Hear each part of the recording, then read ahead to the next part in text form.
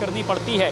हालांकि लोगों ने बहुत ऐसे कागज़ दिखाए और साफ तौर पर यह कहा कि यहाँ पर एक दो नहीं बल्कि 60 साल से ज़्यादा का वक्त से वो यहाँ पर रह रहे हैं। बावजूद इसके यहाँ पर पुलिस प्रशासन और दूसरे तमाम लोग कोर्ट के हवाले से इसे तोड़ने की कार्रवाई भी कर रहे हैं। लेकिन इतना ज़रूर है कि जो अब तक यहाँ पर रह रहे थे उनको काफ़ी मायूस हैं वो अपना टूटते हुए स्ट्रक्चर को देख करके।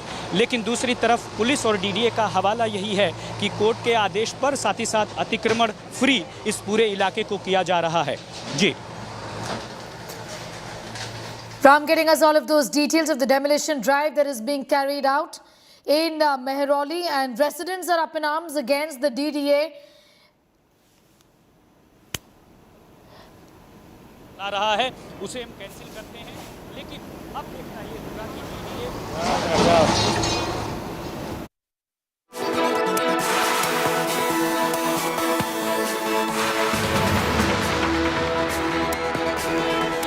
Getting you all the details of what's really happening in Mehrauli. We'll continue to keep a close eye on all of those developments, even as residents continue to protest against the administration. Heavy security bandobast, as is evident from these pictures. It's time for a quick break here. Much more news on the other side.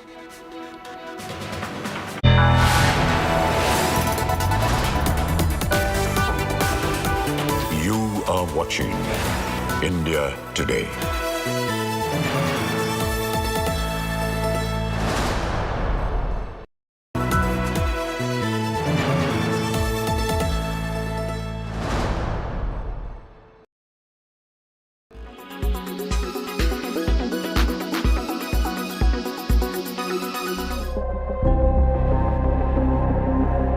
One of the deadliest natural disasters in the history of mankind, with over 26,000 deaths, many still under the rubble. The tremor-affected regions of Turkey and Syria overwhelmed. On Saturday, Turkish President Tayyip Erdogan said that the loss to his country is unimaginable. Yıkılan binaların yanı sıra sayılarını yüz binlerle. In addition to the already collapsed buildings, the other ones, whose number can be expressed in hundreds of thousands, have also become uninhabitable due to their damages. So far, the total loss of life in the earthquake area has reached over 21,000 and the number of injured rose to 80,000. Ayrıca 80.000. The quakes have not only reduced thousands of skyscrapers to dust, but also have destroyed key roads. Look at the damage on this part of the road. The plates moved, the tectonic plates moved as so much that the road has completely been uprooted, not just here, but all along this area. And there were several vehicles on the road early in the morning. Those vehicles were damaged after the crash, after the earthquake. The burial grounds are witnessing an unprecedented influx of bodies. People are queuing up to the burial grounds to bury their loved ones. Very, very sorry images of people beyond themselves in grief. They are injured themselves, they are hurt themselves, and yet the situation is so bad that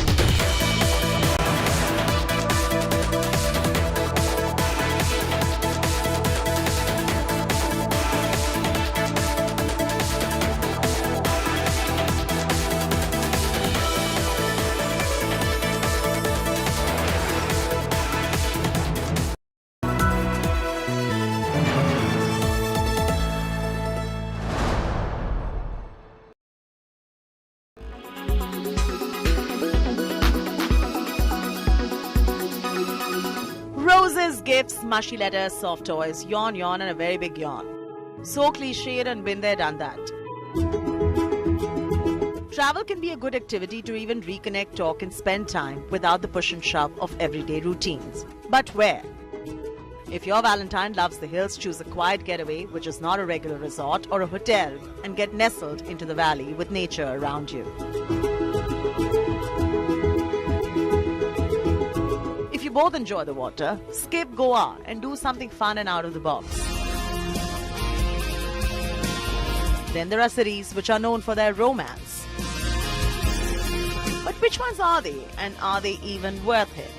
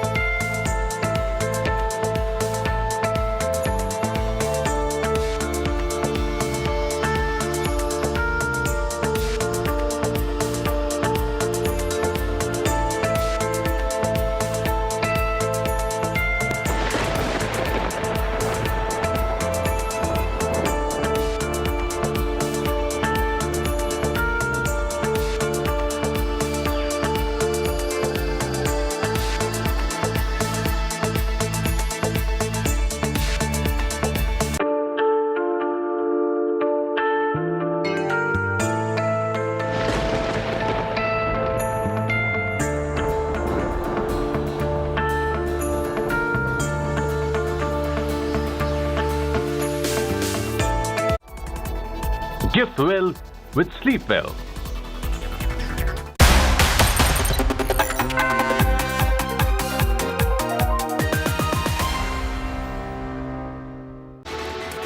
Hi there, very good afternoon. You're watching Lunch Break. I'm Sneha Mordani. Let's get started with the headlines in this edition first. Prime Minister Modi kicks off India's flagship air might show. Stunning air display by our air heroes as Surya Kiran, Su-30s and light utility helicopters take to the skies. Helicopter maneuver, the Pirut.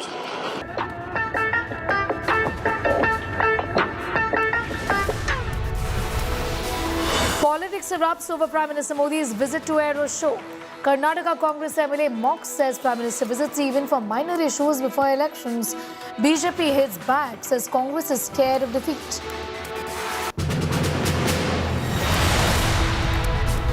Endless expungements in Parliament as Adani showdown peaks amid Modi Adani Bhai Bhai slogans. Kharge accuses Raj Sabha chair of bias. His remarks have been expunged as well. After an ultimatum to demolish Secretariat domes, BJP's Bandi Sanjay targets Nizams. Says Nizams got thousands killed.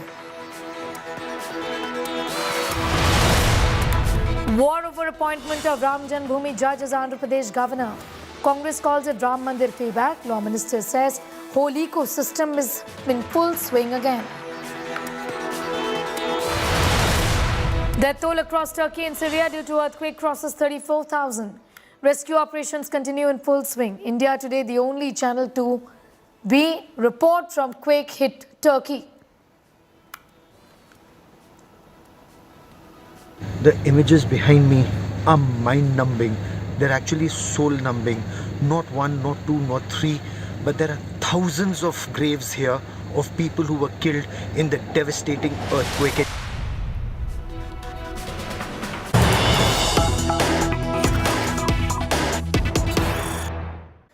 We have some news coming in from the Apex Court where the Supreme Court has upheld the centre's right for Jammu and Kashmir delimitation, which means that this verdict is in favour of the government. The verdict was on petitions challenging the delimitation. Exercise of powers made under Act of 2019 is valid, is what the court has said. Nothing in this judgment will be considered as giving imprimatur to Article 370 as the matter is pending before a different bench. Undoubtedly a big win for the centre ahead of proposed elections in Jammu and Kashmir. Court has upheld the centre's right for delimitation of Jammu and Kashmir. It's a big win for the centre ahead of proposed elections. The court ruling is going to have, in fact, no impact on the hearing, which is on Article 370. Anisha Mathur is getting us more details on that story. The court ruling in favour of the centre's powers has said that this has been made under Act of 2019 and is valid in that sense. It's a green signal and a big victory for the central government, Anisha. Well, yes, Neha, at this moment, the central government can breathe a sigh of relief as the Supreme Court has upheld its powers to set up a delimitation commission and conduct the delimitation exercise in Jammu and Kashmir, which basically means that the decks can be cleared now for the assembly elections and the panchayat elections in Jammu and Kashmir, because we've seen this has been held up because of the delimitation exercise. What is also interesting to note, however, is that the court has very clearly said that this judgment will not give imprimatur to any of the issues that are pending before a different bench of the court, which is hearing the issue of the Jammu Kashmir Reorganization Act and the repeal of Article 370. So both issues those issues will remain before a larger bench, which is yet to hear this matter. But for now, decks have been cleared for the delimitation exercise. The court has said that the centre does have the power to set up a delimitation commission for Jammu and Kashmir. that under the 2019 Act, because the Act itself has not been challenged, the validity of the Act is not under question at this point and before this particular bench. Therefore, under the 2019 Act, the centre did have the power to set up the Delimitation Commission, and the Delimitation Commission, in consultation with the EC, can continue its work. So what it means effectively is that the delimitation exercise and possible elections in Jammu Kashmir can go on now. Back to you. Anisha Mathur, I'm going to thank you for the moment for getting us up to speed with those developments from the Supreme Court of India.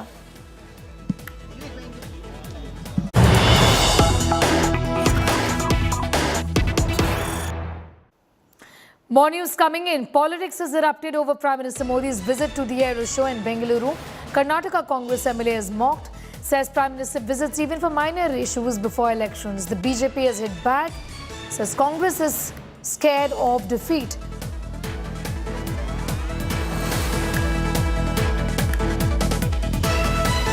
Modi ಅವರು, ಅಮಿತ್ ಶಾ ಅವರು, ನಡ್ಡಾ ಅವರು ಕರ್ನಾಟಕ ಅಂತಲ್ಲ, ದೇಶದಲ್ಲಿ ಯಾವ ರಾಜ್ಯಗಳಲ್ಲಿ ಚುನಾವಣೆ ಇರುತ್ತೋ ಆ ಸಂದರ್ಭದಲ್ಲಿ ವಾರಕ್ಕೆ ಒಂದು visit guarantee.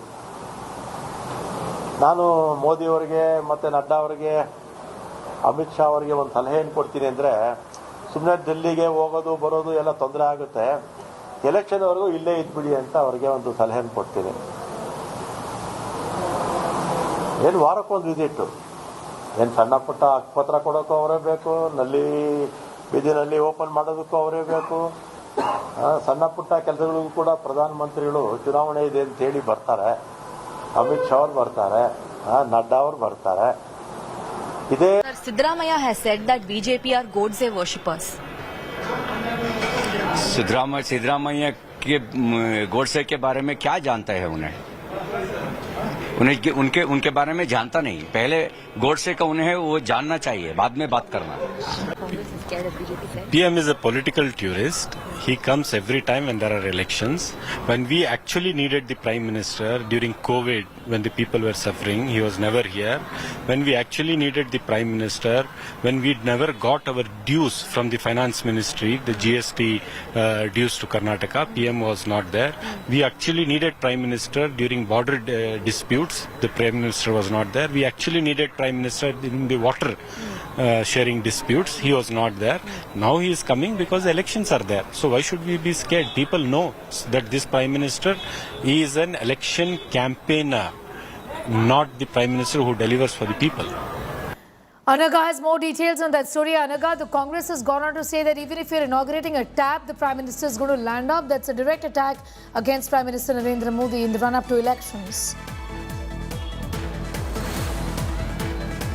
That's right, Sneha. So right now, Prime Minister Narendra Modi is here for the 5th time in Karnataka ahead of the assembly polls. He is here to inaugurate the Aero India happening here in Yelahanka in Bengaluru. And to this, the opposition, the Congress, has gone all guns blazing against the Prime Minister, saying that he will fly down even if there is something very trivial happening in Karnataka. But he wouldn't do this if it was not elections. But since we have election seasons coming up, he is coming here for anything. Even if it is a tap water inauguration, he'd probably fly down, is what Congress rebutted. To which BJP has retorted. C.T. Ravi responded to India Today by saying that the Congress is now fearing Prime Minister Modi's visit because they know that to every visit our vote is going to increase by at least 5 to 10%, and the Congress is now scared of the PM's visit, and that is why they have no other option but to retort their visit. Priyank Kharge also responded by saying that the state BJP leaders have no credibility on their own, and that is why they have to bank on the BJP's high command. That is why we had Amit Shah come here twice. Last week he was in Mangalore, just 2 days back he was in Mangalore, and then 1 month back he was in Mandya. So the Congress has retorted saying the state BJP leaders have no credibility to themselves. That is why they bank on their high command to come here every 1 week, to come and ask for votes. And this is a narrative panning out right now in the state of Karnataka ahead of the assembly polls. Anaga, I'm going to thank you for the moment for getting us up to speed with those developments. Anaga, with the politics of the Aero India show today. Aerobatics and mid-air formations in the sky at Aero India 2023 in Bengaluru. Prime Minister Modi inaugurated the 14th edition of India's largest aerospace and defence exhibition. The 5-day event started today with included aerial displays by aircraft, helicopters, along with a large exhibition and trade fair for aerospace and defense companies. The aircrafts touching the sky show the strength and glory of Indian Air Force. The event aims to promote export of indigenous air platforms like light combat aircraft Tejas, light combat helicopter and advanced light helicopter. As per the defense officials, 809 exhibitors, including 110 foreign ones, have confirmed their presence. From your left, rolling now. Are part of Atmanirbhar success story of HAL. Dedicated and capable coastal security helicopter. आज arrow India केवल एक show नहीं है, ये India की strength भी है। आज ये इंडियन डिफेंस इंडस्ट्री के स्कोप को भी फोकस करता और सेल्फ कॉन्फिडेंस को भी फोकस करता है। ऐसा इसलिए क्योंकि आज दुनिया की डिफेंस कंपनियों के लिए भारत केवल एक मार्केट ही नहीं है, भारत आज एक पोटेंशियल डिफेंस पार्टनर भी है। ये पार्टनरशिप उन देशों के साथ भी है जो डिफेंस सेक्टर में काफी आगे हैं, जो देश अपनी रक्षा जरूरतों के लिए एक भरोसेमंद साथी तलाश रहे हैं। भारत उनके लिए भी एक बेहतर पार्टनर बनकर आज उभर रहा है। आज भारत की संभावनाओं का, भारत के सामर्थ्य का प्रमाण हमारी सफलताएं दे रही है। आज आकाश में गर्जना करते Tejas fighter planes make in India के सामर्थ्य का प्रमाण है। आज हिंद महासागर में मुस्तैद aircraft carrier INS Vikrant make in India के विस्तार का प्रमाण है। गुजरात के बड़ौदा में C-295 की मैन्युफैक्चरिंग फैसिलिटी हो या तुमकुर में HAL के हेलीकॉप्टर यूनिट हो, ये आत्मनिर्भर भारत का वो बढ़ता सामर्थ्य है जिसने भारत के साथ साथ विश्व के लिए नए विकल्प और बेहतर अवसर जुड़े हैं। अभी 10-12 दिन पहले भारत का जो बजट आया है उसमें मैन्युफैक्चरिंग कंपनियों को मिलने वाले टैक्स बेनिफिट को भी बढ़ाया गया है। इसका फायदा डिफेंस सेक्टर से जुड़ी कंपनियों को भी होने वाला है। साथियों, जहां डिमांड भी हो, कैपेबिलिटी भी हो और एक्सपीरियंस भी हो, नेचुरल प्रिंसिपल कहता है कि वहां इंडस्ट्री दिनों दिन और आगे बढ़ेगी। मैं आपको भरोसा दिलाता हूं कि भारत में डिफेंस सेक्टर को मजबूती देने का सिलसिला आगे और भी तेज गति से बढ़ेगा। हमें साथ मिलकर इस दिशा में आगे बढ़ना है। हमारे माननीय प्रधानमंत्री जी की व्यापक दृष्टि और संकल्प के साथ भारत दुनिया की 5वीं सबसे बड़ी अर्थव्यवस्था बन गया है और अगले 4-5 वर्षों में यह दुनिया की तीसरी सबसे बड़ी अर्थव्यवस्था बनने की राह पर तेजी से आगे बढ़ रहा है। Arrow India arrow space sector का शोकेस है, जिसकी 2 इम्पॉर्टेंट कैरेक्टरिस्टिक्स हैं, हाइट एंड स्पीड। यही दोनों गुण ऑनरेबल प्राइम मिनिस्टर की वर्किंग एवं पर्सनालिटी को डिफाइन भी करते हैं। Height of integrity and commitment for India, speed of decision making and delivering results. Sagaraj is getting us more details on that story. Joining us from Yelahanka right now in Bengaluru, where the event is underway. It's a 5-day event, Sagar. The underlining message really from the Prime Minister is that this is Make in India at its best. Our very own Cupid drawing an arrow through the heart. Absolutely. While addressing the gathering, he went on to say that initially India was importing defense products from other countries. Now it has been partnering with several countries to manufacture defense products from the country, and he has also spoken about the kind of work which has been done at HAL and the kind of MOU which has been signed with other countries who are partnering partners with India when it comes to defense product. And he has also says that these kind of shows will also create a lot of job opportunities for youths in Bengaluru as well as across the country. A platform to establish internationally the forum as well as India as one of those indigenous countries to manufacture defense products.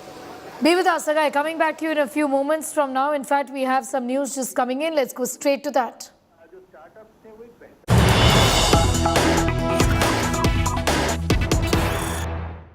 The Prime Minister is in Karnataka, and these are first pictures of Prime Minister Narendra Modi meeting with Kannada icons. Prime Minister's meeting with superstars Yash, Rishabh Shetty and other prominent Kannada actors last night. These are pictures that are in fact coming in from Karnataka.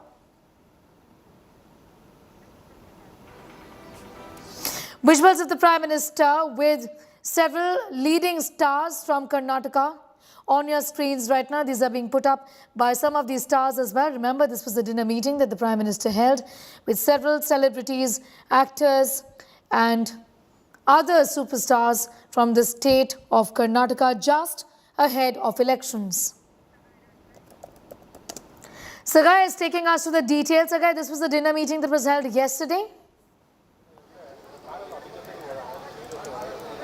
Absolutely. Prime Minister Narendra Modi landed yesterday at HL Airport. Following that, he had visited Raj Bhavan. He was staying there overnight, and he has also met a few celebrities from cinema industries as well as sports and other platform where he has met all those people. And there are several photos which has been shared by the celebrities, and these are the closed door meeting. We had also seen Kantara actor and director Rishabh Shetty, the actress in that particular movie, and late actor Punit Rajkumar's wife Ashwini Punit Rajkumar, and KGF hero Yash, and Mayank Agarwal, cricketer Mayank Agarwal, Manish Pandey, and several other celebrities were part of this particular dinner meeting yesterday with Prime Minister Narendra Modi. And what was the agenda, what was the motive behind this particular meeting is still unknown. But what we get to learn is this particular meeting was scheduled and organized by the Karnataka government along with Prime Minister Narendra Modi. Yes, you know what's very interesting, Sagai, is that Prime Minister Modi, not the first time, but often has reached out to, for example, Hindi movie stars as well. He's been in conversation with B-Town, has met them, has had several courtesy meetings. So this really is a sort of a regular feature when it comes to engaging with celebrities, influencers, isn't it? Absolutely, and as you rightly pointed out that even in Mumbai when he had visited there, he has met a few celebrities, and even in Bengaluru he had met celebrities. And remember, it is an election year in the state of Karnataka, and these kind of meetings will definitely head the party in the forthcoming elections. But what is the agenda and what they have discussed about it's still unknown, and because it was a closed door meeting, as we speak now, there are photos which has gone viral on social media. All right, these pictures have gone viral on social media. Also, Sagai, take us to the details of who all he met yesterday.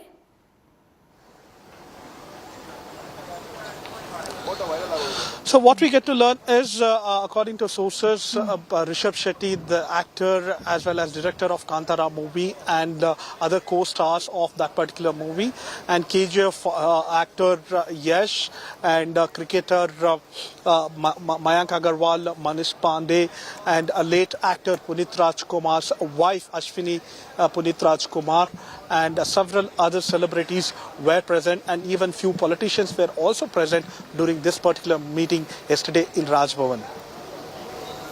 Sagai getting us all of those details of that meeting. Remember, the Prime Minister is in Karnataka. The state is poll-bound. Interesting developments with him having a dinner meeting last night. And these are first pictures of the Prime Minister's meeting with Kannada icons. Prime Ministers met superstars Yash, Rishabh Shetty and other prominent Kannada actors. Also comedian, in fact, also he's met a comedian also in these pictures, in fact, who put these out on social media. These have been doing the rounds. It's gone completely viral, the Prime Minister meeting Shraddha as well, and she's spoken about it too.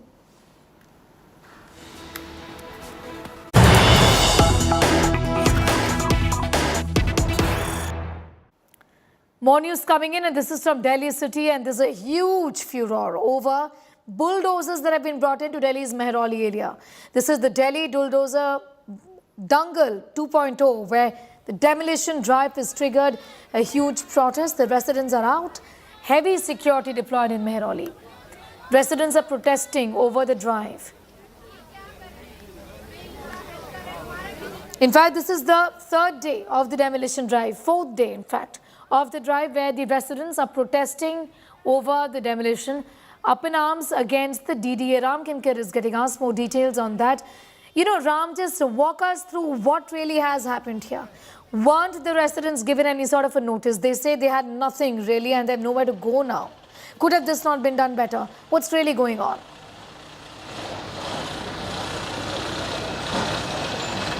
Sneha, especially this area is now cordoned off by Delhi police, CRPF and other security forces. Right now you can see how the private people will do the demolition. They are with the hammers and others. They are private construction workers. And right now you can see the earth mover are moving towards that area which is going to be demolished right now. And it is today at the fourth day, there are more than 200 acres of the area will be free from encroachers. It is said by the DDA officials and other Delhi police personnel right now here.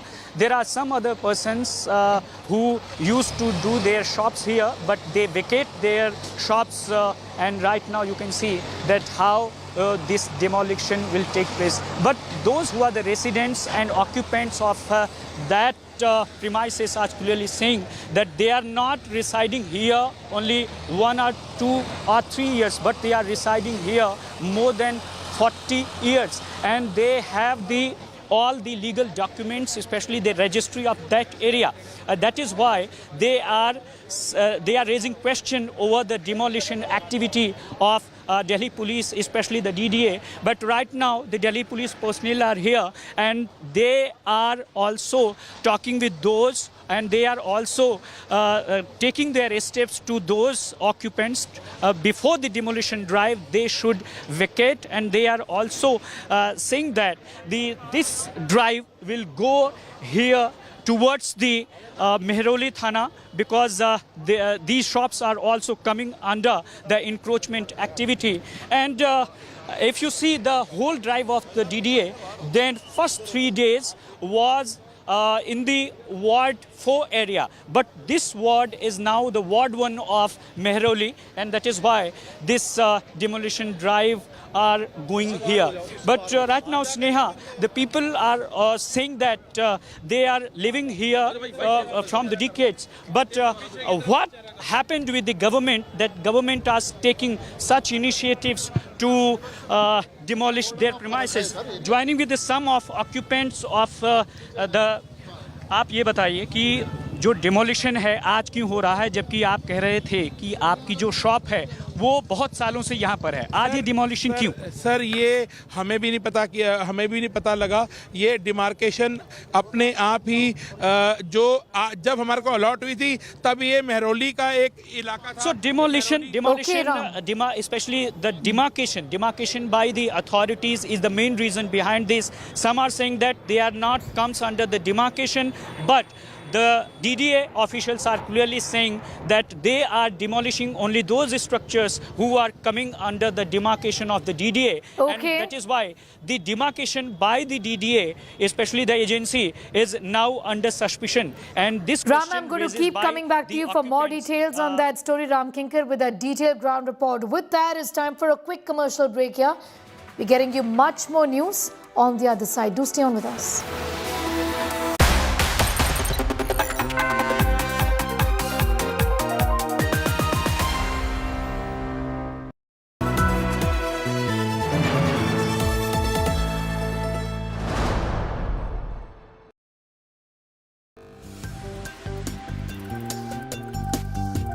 तो जैसे सबसे तेज आपकी tagline है, तो इसी तरह से सबसे तेज हमारी सरकार की लाइफलाइन है। thank Mr. Puri. I thank you for giving me the chance to address you. Terrorism now a global issue. The First Lady position is so unusual. Never in my career did I ever see that love and affection in any other country than we saw in India in '79. Pakistan has been responsible chronically for association with sponsorship of terrorist groups.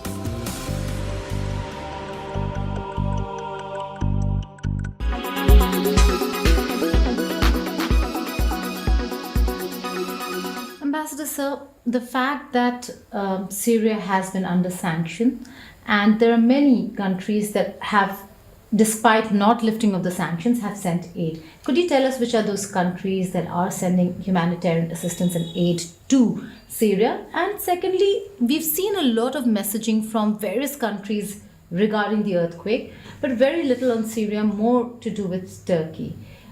What is your position or your reading on how the world has reacted to a natural calamity where lives have been lost? Firstly, I would love to mention that those sanctions are only political sanctions imposed by the Americans due to some political concerns and interests. We have been always independent in our decision, and we will be independent in our decision. The country is changing. And it's not the United States, the God of the world anymore. Other countries looking for the position they deserve in the new world are taking their independent decision. Among those comes India. As I'm telling you, it took only some hours to start taking the decision of being with the Syrian people and the Syrian government.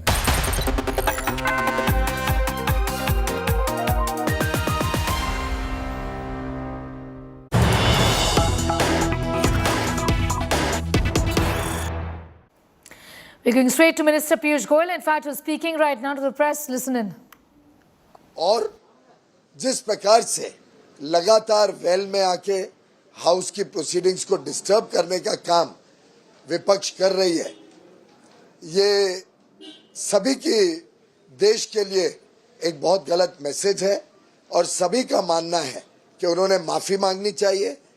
जिन माननीय सदस्यों ने chair का अपमान किया, जिन माननीय सदस्यों ने rules लगातार तोड़े हैं, जिन माननीय सदस्यों ने माननीय प्रधानमंत्री जी को अपना रिप्लाई नहीं देने दिया महामहिम राष्ट्रपति जी के उद्बोधन पर, उनको माफी मांगनी चाहिए और फिर वो प्रस्ताव ले आए तो मुझे पूरा विश्वास है कि सदन अपने विवेक से उस पर निर्णय लेगा, लेकिन उसका एक प्रोसीजर है। मैं मानता हूं कि उन्होंने माफी मांगनी चाहिए और माफी मांग के विपक्ष के नेताओं ने ये व्यक्त करना चाहिए कि आगे वो सदन की कार्रवाई ठीक से सुचारू रूप से चलने देंगे। बहुत बहुत धन्यवाद। Well, in fact, the government responding to what's really happening inside the house as far as slogans against the Prime Minister is concerned. On the other hand, at least in Rajya Sabha, the scenes that we witnessed were of the chair expunging many of those things that were being said by leaders of the opposition, by leader of the opposition and members of the opposition inside the house today, even as the showdown continues over a Congress MP, in fact, making a video of the proceedings inside the house. The chair has said that that is not acceptable and has suspended the MP in question. Adani's showdown continues in the upper house. Soon after the proceedings began, chaos broke out in Rajya Sabha after parts of Congress leader and leader of opposition Mallikarjun Kharge's speech were expunged by Chairman Jagdeep Dhankar. Even as Rajya Sabha chairperson continued to rap the opposition, members of the opposition continued to chant Modi, Adani, bye-bye slogans. Following this, Rajya Sabha chairperson had to reject the notices of all parties. The opposition has been cornering the Modi government over the Hindenburg report on the Adani group. Earlier, leaders from 14 opposition parties held a meeting in Kharge's chamber in Parliament.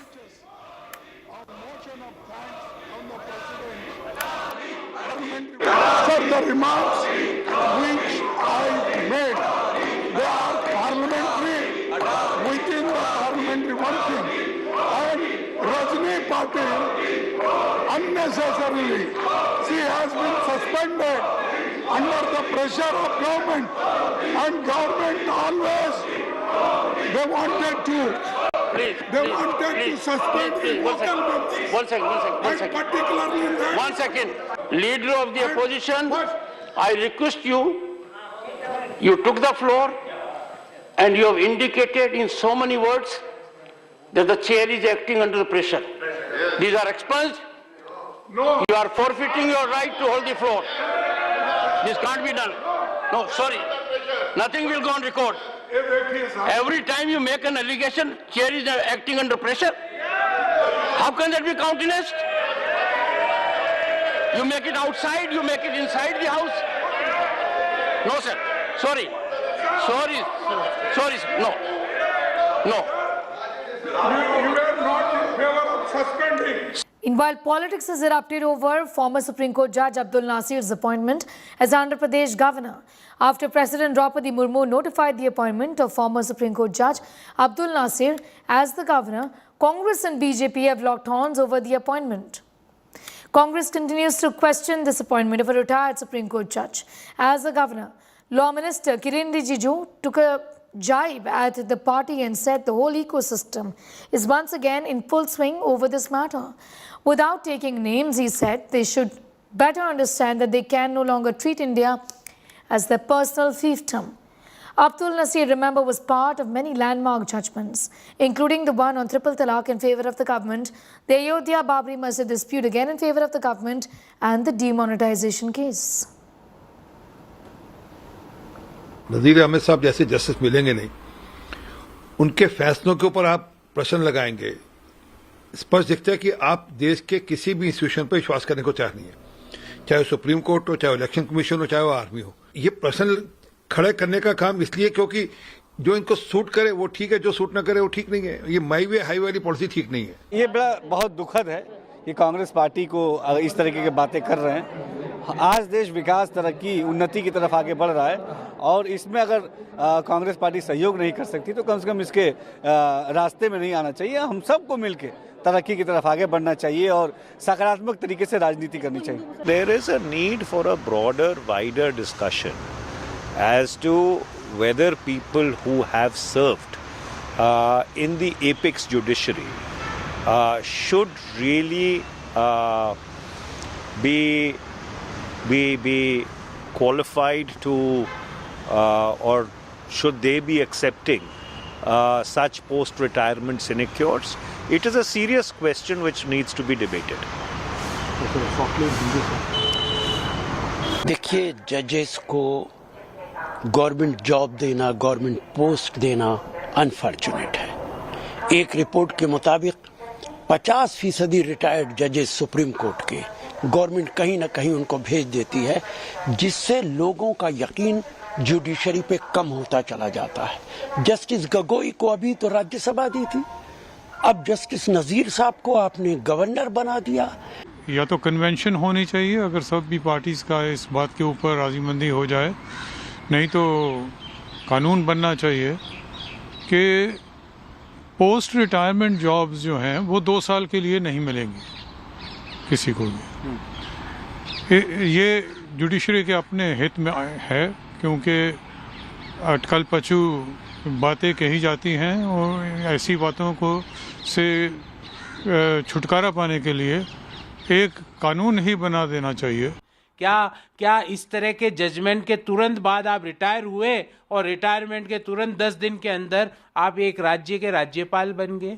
क्या इन चीज़ों से मैं उन न्यायाधीशों से पूछता हूँ जो ये इस तरह की चीज़ें एक्सेप्ट कर रहे हैं, क्या वो अपना कांच में अपना चेहरा देख पाते हैं कि उन्होंने 4-10 दिन पहले तो जजमेंट दिया और आज राज्यपाल पद की शपथ ले रहे? क्या वो अपने आप को चेहरा देख के अपने बाल बना पाते हैं? मैं उन न्यायाधीशों से पूछता हूँ। देखिए, ये वही जज साहब हैं जिन्होंने अयोध्या की जो 5 जजेस की बेंच थी उसमें ये एक हिस्सा थे, और वो जो उसका वर्जन आया था, जो उसका फैसला आया था, उसमें इन्होंने पॉजिटिव दिया था। और यही वो जज साहब हैं जिन्होंने नोटबंदी को भी जायज़ करार दिया था। तो जो इन्होंने किया था उसका इनाम सरकार इनको दे रही है। All right, now here's a video tweeted by Congress Communications Chief Jairam Ramesh in a bid to embarrass the party. He's posted an excerpt of a speech by former Union Minister and BJP MP late Arun Jaitley in Parliament, where he said that a desire for post-retirement job influences pre-retirement judgments and it's a threat to the independence of the judiciary. Listen in. Pre-retirement judgments are influenced by the desire of a post-retirement job. Pre-retirement judgments are influenced by the desire of a post-retirement job. Huge political showdown has erupted over the appointment of former Supreme Court Judge Justice Abdul Nazir as the Governor of Andhra Pradesh. Calling the appointment a return gift by the BJP to the former judge, Congress has targeted the ruling party, accusing it of setting the wrong precedent. Remember, Justice Abdul Nazir was part of bench that gave the landmark Ayodhya judgment. Take a look. Former Supreme Court Judge Justice Abdul Nazir is the new governor of Andhra Pradesh. Justice Nazir was part of a 5-judge constitutional bench which delivered the landmark Ayodhya verdict, paving the way for the Ram Temple.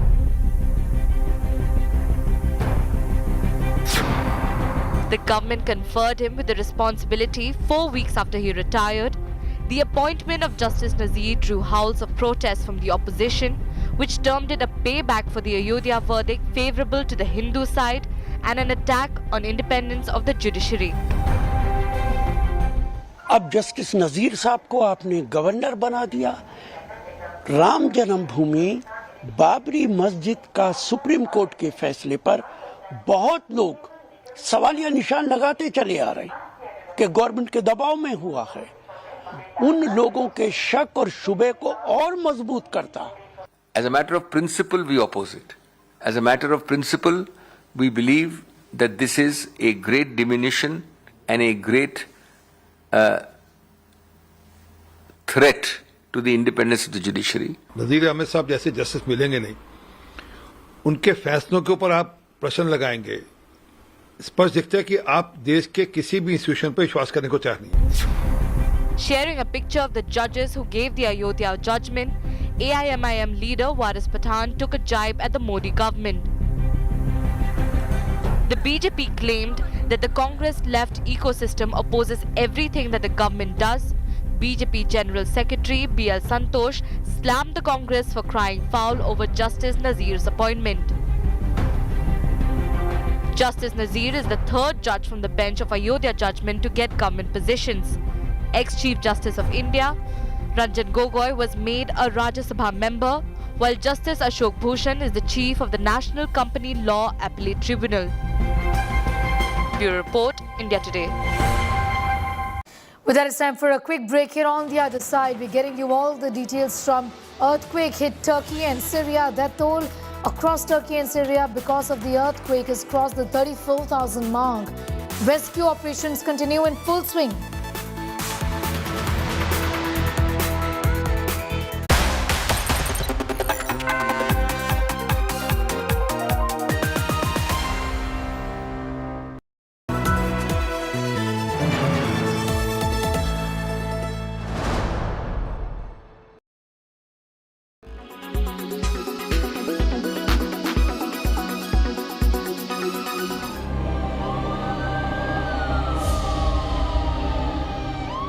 On February 3rd, a train derailed in a village in Ohio, near the Pennsylvania state line.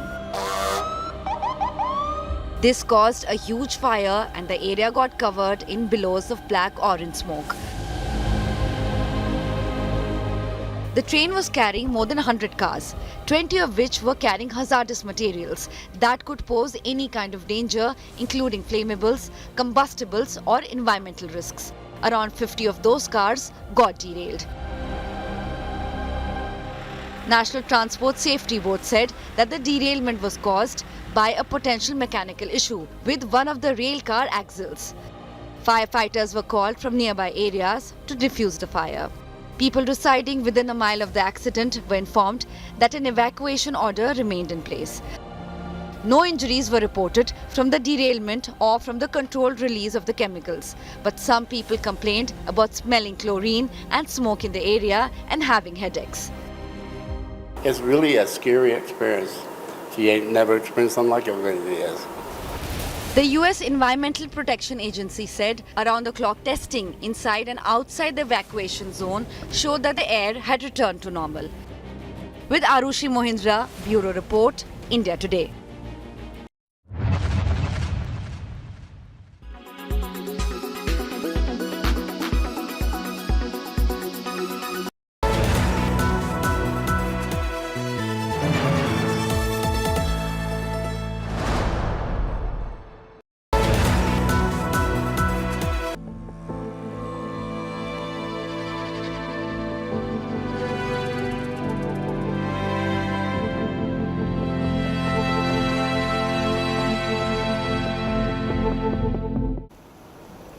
Turkey and Syria continue to bear the brunt of the deadly earthquakes that hit the countries a week ago. Death toll in both the countries has crossed the 34,000 mark. Rescue operations have intensified in the tremor-affected region as hopes in finding survivors now are fading. Over 130 suspects have been detained as Turkey begins investigating those responsible for the buildings that collapsed due to the quake. Millions of people are becoming homeless now due to the mass destruction. Several have started to leave Turkey. On Sunday, 7th Operation Dost flight from India reached Syria with over 23 tons of relief material including gensets, solar lamps, emergency and critical care medicines.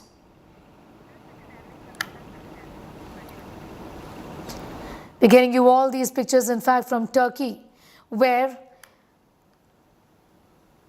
the hunt for survivors, in fact, continues a week after deadly earthquakes hit this region. Millions of people have now become homeless.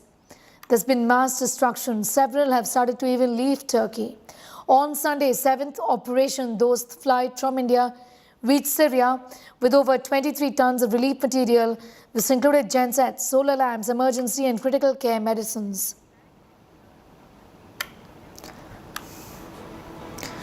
India Today's Gaurav Sawant is there and he's now joining us from a mass burial site for earthquake victims in Turkey. Gaurav, this is horrific. The death toll in the country, in Turkey at least, has crossed the 30,000 mark. Are there any hopes now for rescuing people alive, or is the toll expected to increase even further? The situation in Turkey continues to be extremely grim. This now is the worst earthquake in the history of Turkey in the past 100 years. Last, it was in 1939 that about 30,000 lives were lost. Now, according to officials, the toll is higher than in 1939, and unfortunately it will rise because the relief and rehabilitation process is yet to start. As of now, the rescue operations still continue. So beyond the 7th day, hope of finding life is very, very less. At the same time, efforts are still being made. Even now, round the clock, heavy earth movers, JCB machines, they're working round the clock with workers to remove the rubble, to sift through the rubble. But unfortunately now, there are more bodies than people being taken out alive. Hope actually going down with each passing day. There is tremendous anguish. There's also anger now on the streets. In fact, the government has arrested a large number of contractors, builders and others associated with construction activity because the government believes this was substandard construction in some localities in the epicenter of this earthquake, whether it's in Kahramanmaraş or at Gaziantep or even in Hatay or Nur Dagi. What you see is some buildings are standing intact and some are completely demolished and destroyed in the quake. So there are some who say that it was substandard construction that led to these loss of life and very, very devastating impact of the quake. Gaurav, over 5,000 bodies, you've been telling us, have been buried at the mass graves at Kahramanmaraş in Turkey, with more coming in. How are the Turkish authorities really dealing with the tragic deaths of its citizens? The real magnitude of the earthquake was actually seen at these mass graves in Kahraman-Marash. Graveyards are running out of place. And so many bodies and mangled remains have been recovered that JCB machines are working virtually round the clock in a pine forested area on the outskirts of Kahraman-Marash. And India Today was reporting from ground zero. You've seen those images till late at night. JCB machines, heavy earth digging machines, they are actually digging graves and more area needs to be cleared. One of the officials said that at least 5,000 people have already been buried at the epicenter of the earthquake in Kahraman-Marash. But unfortunately, this effort is only half done. Even as several vans, hearse, they would bring mortal remains, they would bring in dead bodies, and the digging would continue by these machines. Relatives were burying their dead. There were more vehicles that were coming in with additional bodies. So the real tragedy continues to unfold here in Turkey, and especially at the epicenter in Kahraman-Marash or in Hatay or in the Nurdagi area.